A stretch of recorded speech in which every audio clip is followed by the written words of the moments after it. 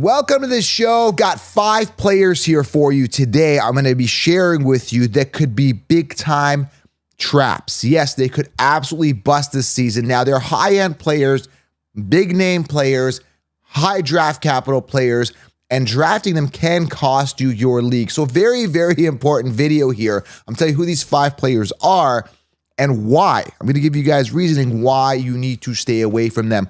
Players to avoid for fantasy football 2025. You don't want to end up drafting a bust. And last year, for example, CMC first overall, I warned you. So I'm pretty good at picking busts, okay?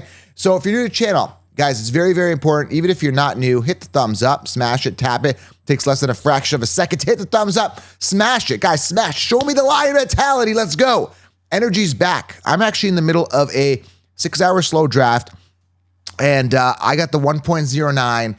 And yeah, I don't know if I'm going to get the guy that I want, which I'm not going to tell you right now. If you follow my story mode, I'm going to follow my story mode on Insta to get the update on that right now. But I will tell you who's kind of gone off the board right now.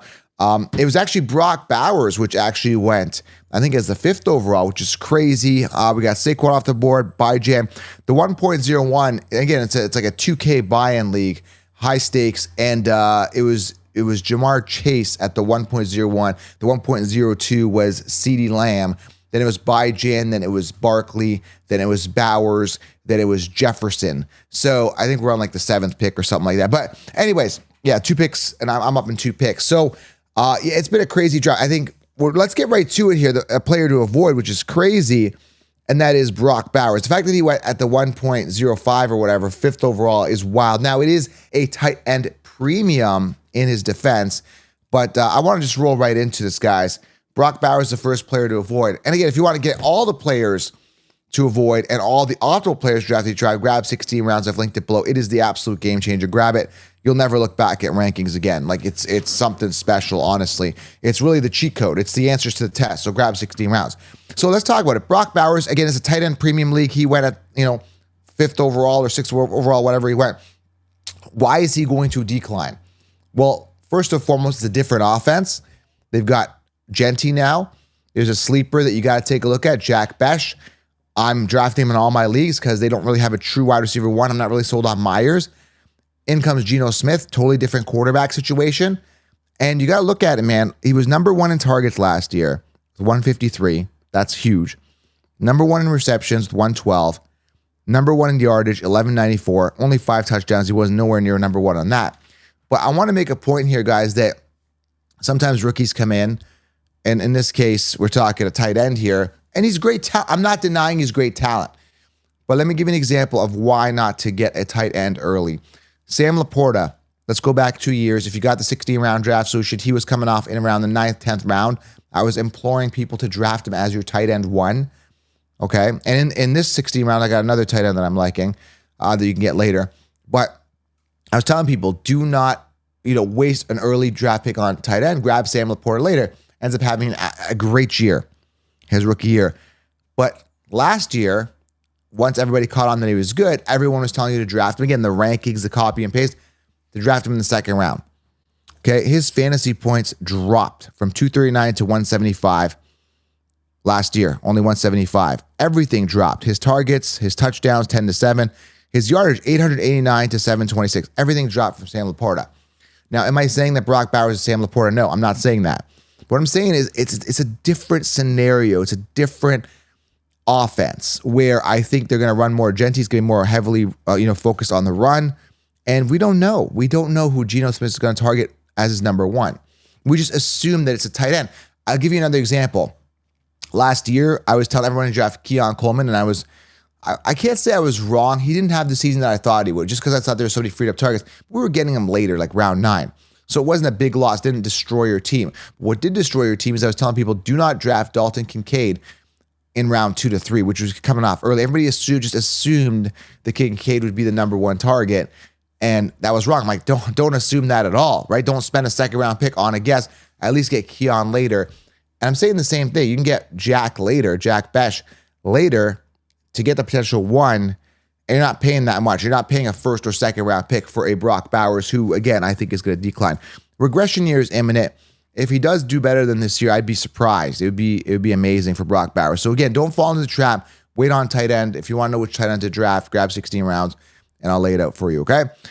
You definitely want to secure more positions that are, I think, running back more importantly in the early rounds. Okay. Second player.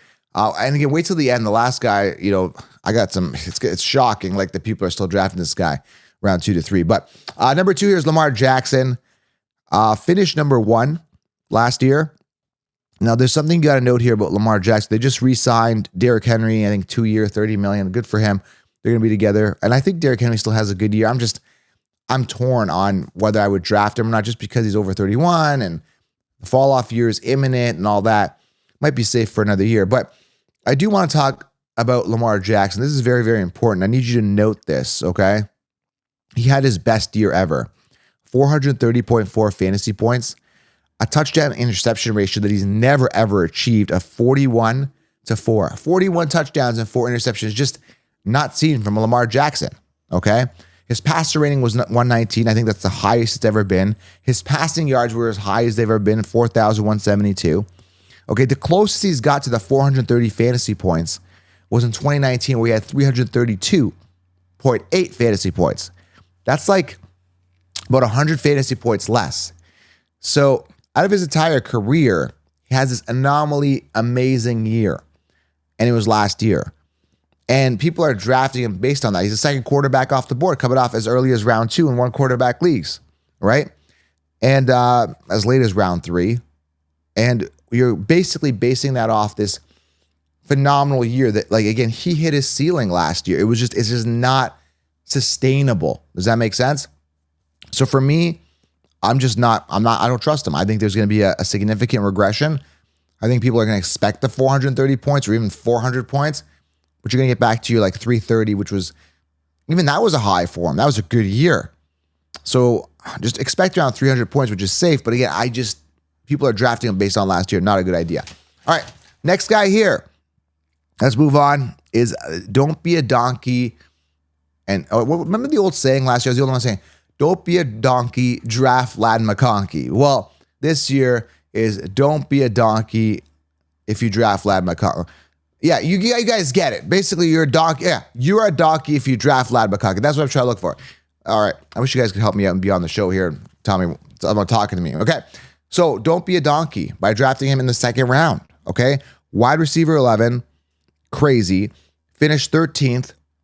Now, I was telling you guys to draft this guy in all leagues. Round 7 and 9, had a good year, 112 targets, 82 receptions, 7 touchdowns, 1,149 yards. But there's a new kid in town by the name of Trey Harris. Now, I like the value of Trey Harris because they still haven't got that true wide receiver 1. They attempted it with Quentin Johnson. It just didn't work out. And I think they did everything to mitigate the risk of drafting yet another Quentin Johnson.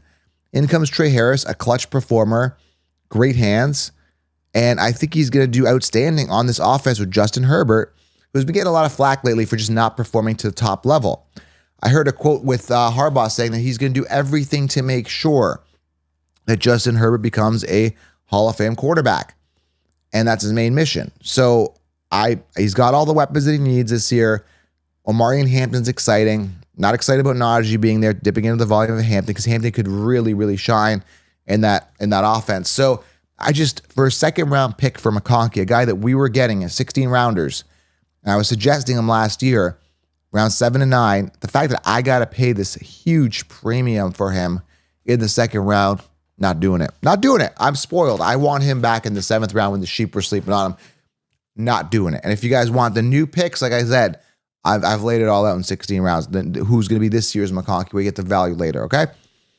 Number 4. And then the 5th one, again, I think it's pretty shocking that he's back up to a high ADP, which is crazy. Number 4 is Devin Achane. I don't trust him. It's kind of like a 50-50 right now with him because he had one bad year with, we got hurt 11 games, right? And he had the one good year.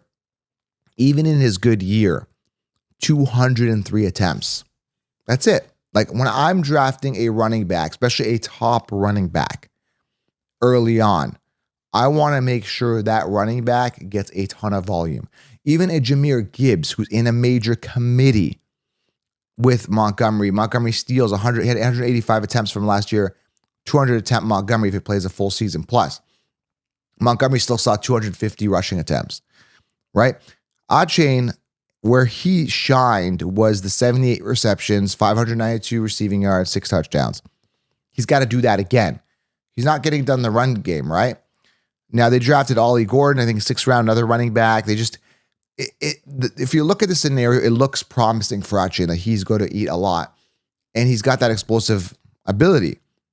But based on the past 2 years, 11 games in season 1, and last year, not cracking 1,000 yards rushing, 203 attempts, only 907 yards on the ground rushing. Like I said, he made it up in receptions. You're basically drafting a young Kamara, which again is okay if you guys like that, but you got to spend a premium to get him, which I'm not doing. I'm not doing it. He's a top 5 running back in fantasy amongst running backs. He's sitting top 5. Way too expensive for a guy that I don't fully believe in, okay? And number 5, this blows my mind. Sorry, I should have put Achane's stats up there. Sorry, I had Ladd McConkey's on. This is what I mean. I got to change it. So Achane, again, 11 games, 2023, finished 5th, 203 attempts, not good enough. Okay, the last one here, again, it's a bit of a shocker, okay, is T. Higgins. Finished 50, let me, oh man, I think people have like the attention span of a fish in fantasy football. I mean, you're going to fall into this trap again. 2023, he played 12 games. He busted. But going into that season, he was being drafted in the 2nd round everywhere. I was telling people, do not draft a wide receiver 2 when you know he's a wide receiver 2 on his team in the 2nd round. And sure enough, he busted. He didn't finish this season. Obviously, he got hurt. That played a big factor, right? And finished 51st in 2023 after being drafted in the 2nd round. Okay, 12 games he played. So the year after, Higgins' value fell because, again, the consensus that Sheeps, everybody giving advice, every YouTube channel except for this one was giving terrible advice, right? But he dropped because he busted the year before. He finished 51st. They're not going to put him in the 2nd round again. Comes back this year, okay, this past year, and has a decent season. Finished 17th amongst wide receivers. Currently sitting wide receiver 13, okay? So he's ranked 13th amongst other wide receivers. 109 targets, 73 receptions, still under 1,000 yards receiving, 911, and 10 touchdowns. So a little higher on the touchdowns. But here's the thing. I looked at his career, right? And he's coming off, by the way, end of round 2, early round 3 this year in drafts, which is a big waste. He peaks at 109 targets. He peaked at 10 touchdowns. He's never had 10 touchdowns his entire career, and he peaked at 109 targets last year. He will not see a ton of volume. He'll be safe, but you don't want to draft safe in round 2. That's not what you should be doing. You should be focusing on massive upside and ceiling, and Higgins ain't it. So don't settle, guys. When you're drafting, aim high on the depth chart, even if it's a later pick last year, right? I was getting Brian Thomas Jr. round 8. Great. I was aiming high on the depth chart because I knew he'd be the one. Ladd McConkey, aiming high on the depth chart. There wasn't a true one. Boom. Ladd McConkey, round 1. It's like you got to look at the scenario, and you know you're guaranteed that Higgins is not the one. Well, Joey's safe. No, he's going to peak at 109 targets. He's going to peak at 10. He's not going to see 10 touchdowns. He saw 10 touchdowns last year. It's definitely going down. So he's regressing yet again. And the funny thing is when he busts again, or if he gets hurt again or whatever, he just got paid, incentivized, right? It's like, oh, now the sheep are going to be off him again. There's not going to be like T. Higgins round 2 is ludicrous. Don't do it. Just don't do it. Draft somebody else. All right.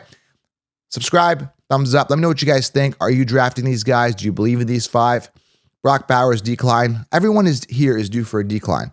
I guess you could say McConkey's safe, but I don't want to spend a 2nd round pick for a guy we were getting in the 7th, 8th round last year. Okay. Does this make sense? If it does, and you guys are understanding that I'm the only person talking common sense in this industry, grab the 16-round draft solution. I've linked it below. You guys will be very, very, very happy. Subscribe, thumbs up. We'll talk soon, and have yourself an outstanding day. I'm out.